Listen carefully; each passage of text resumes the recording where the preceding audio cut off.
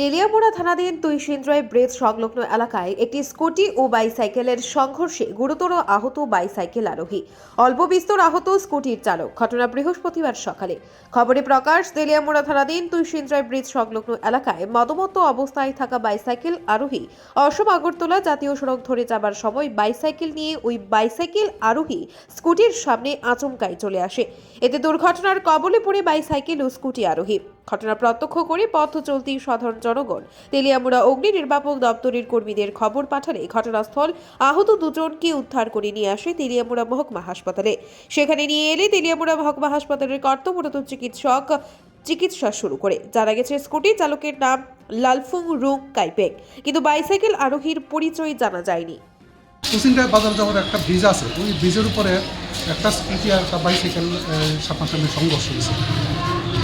তো বাইসাইকেল যে চালাইছে মেজর রিসিভ ইঞ্জুরি, আর স্কুটি এমন বেশি কিছু না, মাইনর ইঞ্জুরি।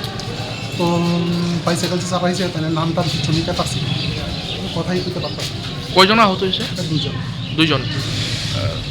মানে কারোর নাম জানা গেছে না? না, ওই স্কুটি রাইডার তার নাম পাইছি, তার নাম হয়েছে লালমন সোম কাইপেল 31। কোন জায়গায় হয়েছে করো না? তুইসিন্দ্রায় বাজারে যাওয়ার আগে একটা ক্যানেল রাজা আছে, ওই ব্রিজটা ওইখানে।